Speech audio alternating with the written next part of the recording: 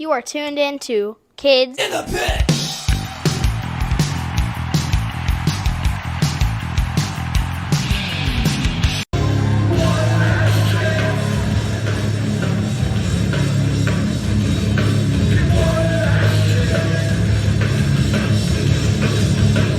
Hey guys, it's Gabe from the Kids in the Pit podcast. Today I'm joined by Brandon Mullins from the band Across 5 Aprils and Embraced.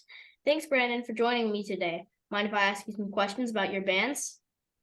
Gabe, I'm stoked to be here. Fire away. Okay, so what are you doing across 5 Aprils and Embraced? I was lucky enough to be the front man for both of those bands. So I sing and do screaming vocals in both Embraced and Across 5 Aprils. And on the record that Embrace put out, I also played xylophone. So, I have a little bit of talent with that as well. Okay then. So how long have both of your bands been bands? And are both of your bands still active? Yeah, that's a good question, man. So Embraced was my first band ever, and we really started doing things around the year 2000. And we were mostly active from 2000 to 2004. And although I don't think any of those guys would still say that we're still active, we actually do have a reunion show coming up. We got asked to headline the Panhandle Throwback Fest that's happening in June. So we will be playing a show then. It's in June 24th in Panama City, but we're not active anymore. We put out a record a long time ago on Theory 8 Records, and we've been on hiatus. With one exception, we had a reunion show in 2011, but this will be the first time we've been together in like 13 years.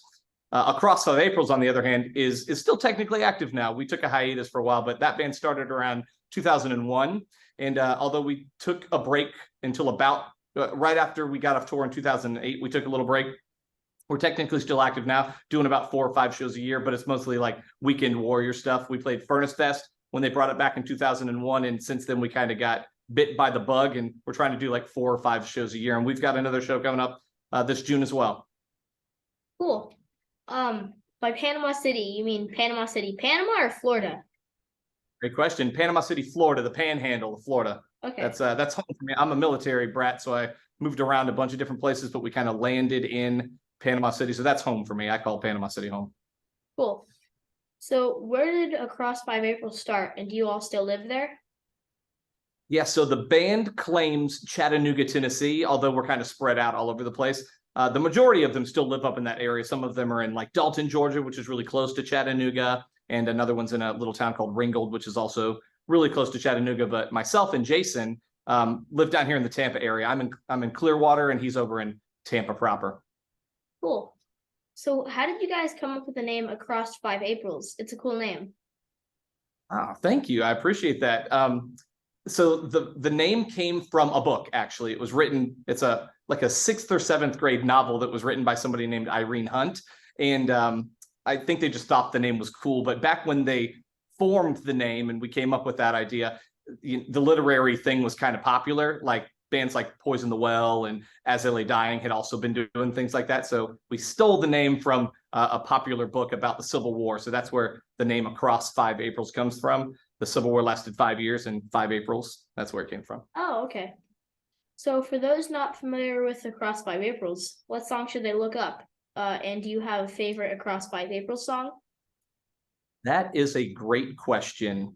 Yeah, I can answer that one. So I would say if you're unfamiliar with either one of our bands, Across 5 Aprils or Embraced, I would invite you to come to a show. I feel like we're a fun live band. That's kind of where we get our energy from. So before you come to the show, if you wanted to check out a couple of songs, I think a lot of people would say that we have a song called Blue Eyed Suicide off of a record called A Tragedy in Progress that tends to be pretty popular when we play it live, and it's a fun sing-along song that kids like walk on heads to and stuff like that. My favorite song to play live with Across 5 Aprils is a song called Snape Kills Dumbledore. It's off of a record we put out on Victory Records called Life Underwater. It's just got some fun sing-along stuff, and it's got some fun breakdowns in it. A fun live song to play. So those are my 2 favorites. Cool. I'll make sure to check them out. So Please do. I hear you work with kids my age. What do you do? I do, Gabe. I teach 4th and 5th grade science at a little school down here in the Clearwater area. They were almost going to be here today, but there's a variety show that they had to go to, so my feelings aren't hurt. They chose that over me. But yeah, I teach 4th and 5th grade science, so that's like 9, 10, 11-year-olds. And I got to tell you, I feel like that upper elementary is like the best kid. because jokes are still kind of funny. They haven't gotten totally jaded on life yet. I really enjoy what I do. Yep. So, what was the first punk, hardcore, or metal show you attended, and how old were you?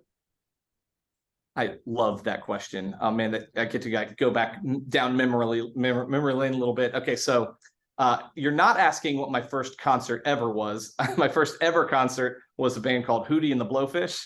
Your mom might know who they are, but they have some hits from back in the early '90s that were the jam. But that's not what you're asking. You're asking about my first like underground kind of music. I got hooked on the like alternative punk rock hardcore scene through a band called MXPX. They were like the band that really like, you know what I'm talking about? Yeah, I love MXPX, man. They lit my fire. I got Life in General for a Christmas present one year. And I remember being at my aunt's house listening to it like so loud and nobody got it and they were all rolling their eyes, but I just loved it. I thought it was so fun and angsty and I loved it. And that kind of wet my beak for kind of like underground music a little bit. I still love MXPX now. One of my favorite bands. They always come up on my Spotify, you know, whatever at the end of the year. But my favorite, the first metal band that I ever got into was early Zayo. Zayo was the first metal band that I listened to. I liked the first record they put out, but the second, I think it was their second record. I think it's Blood and Fire Bring Rest. I remember that record changing my life a little bit. There were so many songs in there that like I felt like viscerally in my soul. Funny story, I don't know if this is what you're asking, but I remember before I got into bands, we went and saw Zayo at this really big fest in Illinois one time. And I was I was a young kid, so bear with me here, but I made this big sign, like this big cheesy sign that was like, I think it said like, come visit my tent, Zayo, and rest will find you here, or something really cheesy like that. And I ended up meeting some of the band and, you know, show them the sign and, you know, they did the cool thing. That's awesome. Years later, A5A got to tour with a band called Gods that Jesse from Zayo played drums in as well. And I brought that story up and he was telling me, man, that was so cheesy. And he gave me a really hard time about it. And I think that's so funny that he like remembered that. And yeah, we were all cheese balls at one point in time. Cool. So what's your favorite place you've toured in? Yeah, I've listened to a lot of your podcasts and I really enjoy them. And a lot of your guests say Japan. And although I really enjoyed Japan, I thought it was really neat. I'll pull an audible and I'll say my favorite place to tour was Scandinavia. We spent almost a week up in like the Norway, Sweden area, and it was so different. And the people were so cool and super blonde, and it was just picturesque, their scenery. And I thought that was really cool. And they had some interesting food too that we had never tried before. And I just thought it was so different from, you know, what I knew in American South that I really enjoyed the Scandinavia tour that we did. And we had a lot of fun shows up there, but also Japan was really cool too. Cool. So I went to Norway like 3 weeks ago and I reindeer and it was pretty good. Did you try That's awesome. reindeer?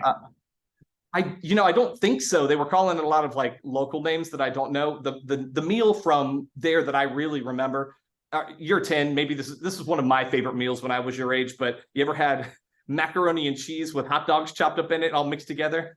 That was like a delicacy when I was growing up. No? I've seen it before, but I've never tried it. Gotcha. I mean, it's not nutritious, but it's a staple when I was a kid growing up. But they had something really similar to that. It was like this pasta, like hamburger helper thing that had chunks of like sausage in it, and it could have been reindeer. I don't know. It was really good, but I remember it being really warm when it was really cold over there, and that was a good meal. But it could have been reindeer. I don't know. I would have tried it. Yeah. Also, I'm not 11. I'm 11. I'm not 10. I said I'm not 11. Yeah, I'm 11, not 10. My bad. Yep. I got to give you my fault. It's a big deal. I'm sorry. Yeah, you're right. You're 11. My fault. I was only like 1 year. Yeah. So, what is your favorite type of food from another country? I have this one locked and loaded. I think about this often for some reason. So we were on tour in London one time and we were looking for like a midnight craving kind of thing, not like a sit down fancy meal. We were like hungry and we needed food like in the middle of the night. And we found this little like stand. It wasn't even like a restaurant. It was like a stand. And they were selling something called doner kebab. You've ever had a doner kebab? No. No, it's like a gyro. You ever had like a Greek gyro? Mm-hmm.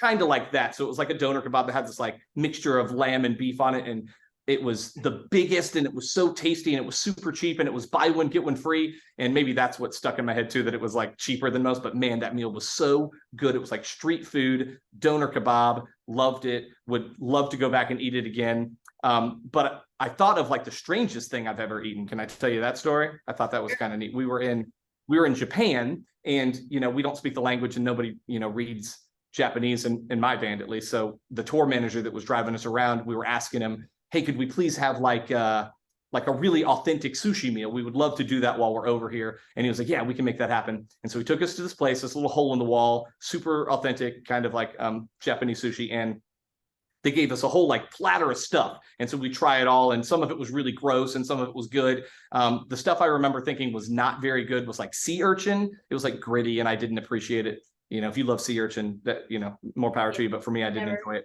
There was one thing that we ate, and it was so good. And you had this special sauce you dipped it in. And after we ate it all and it was all gone, we asked for more and he gave us some more. And I was like, what is this?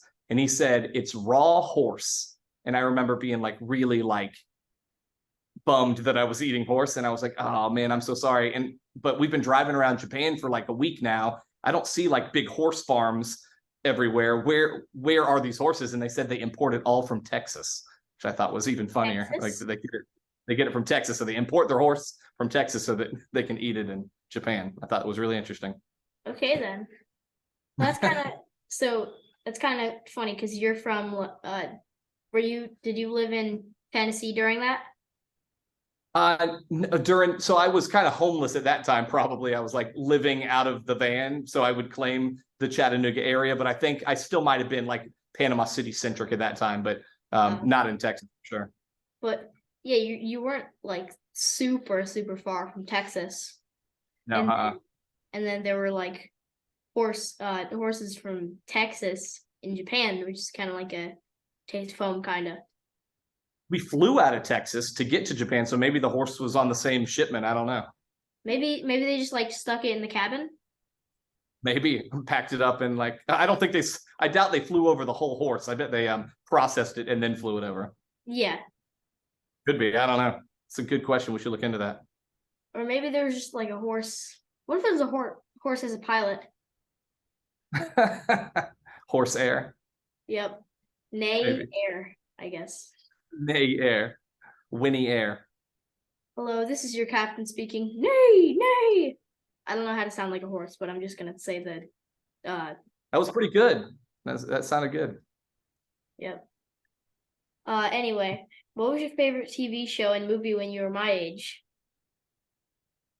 When I was your age, so you're 11. I don't know exactly how old I was when I was watching this, but I think some of my favorite shows from back when I was younger, I watched this show called Saved by the Bell. You ever watch Saved by the Bell?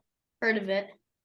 Yeah, it's like high school kind of drama kind of thing. It was super cheesy, and they always like ended up at the end, and they do that thing where they like power pose 80s at the end.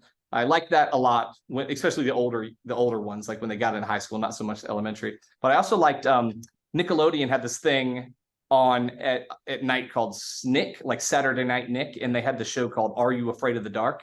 I like that a lot too. The storytelling of it was like cheesy, like ghost stories for kids, but I thought it was really fun. My favorite movie, I guess if I were like my favorite, stranded on a desert island and I could only bring one movie, probably either Dumb and Dumber or The Shawshank Redemption. Depends on how I'm feeling. Funny, funny Dumb and Dumber, more intense Shawshank Redemption, I think.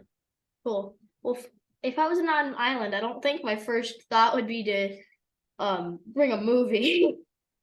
It's true. Probably bring water, like a radio or something, right? Yeah. Well, I guess you got to be entertained somehow. So If you're going to be there a while, I would imagine, yeah. Mm-hmm. Shawshank. What about you? What's your favorite movie? My brain's farting. I know it. Crap. It's because I put you on the spot. It's my fault. What is it called?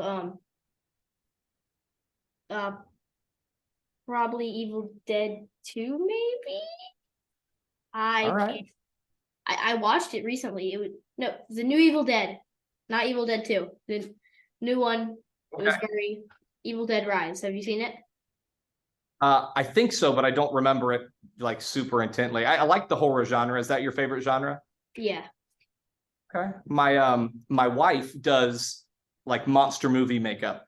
she went to school for that. So like, have you ever seen that show Face Off where they like make the monster faces? She No. does that.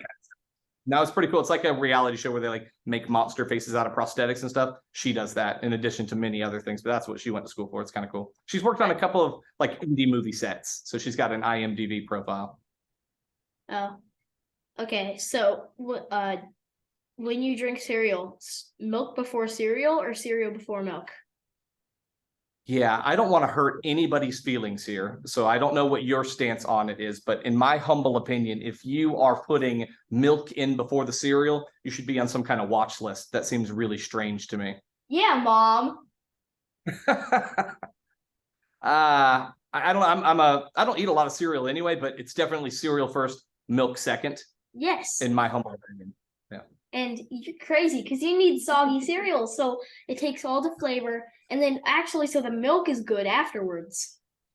Yeah, I agree. So, It's like second breakfast. exactly. So, if you could tell your 11-year-old self anything at all, what would you tell him?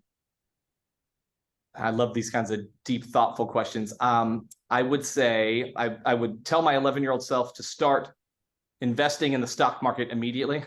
And then I would say, I remember watching I went to Hawaii one time and we were watching the Olympics on the TV, and their big sport is surfing. And one of their gold medal surfers came over and was getting interviewed by somebody on the TV. And he said something that always stuck with me. He said, I'm going to tell my children to be willing to live off of very little and be humble. And I remember thinking that's the recipe for success right there, right? Be willing to live off of very little, be humble, and I think you'll always be happy. So that's what I would tell them. I guess I'd also say Jinko jeans were a really bad look. Don't do that. Yep. Well, anything to add before we wrap it up? Yeah, Gabe, I want to say thank you so much for allowing me to come on and chat with you. I've had a lot of fun. I don't know when you plan on airing this episode, but there's a couple of shows coming up that I'd love to plug. So Embraced has a show June 24th in Panama City, Florida. It's the Panhandle Throwback Fest. We're going to play with a lot of Panhandle-centric bands, Ambush and Taken for Granted, and some of the other bands that have reunited for that show. Jump the Shark is going to be on that show. And then some up-and-comers like Blind Tiger and Lil Purple Zombie are going to be playing that show, so that should be a lot of fun.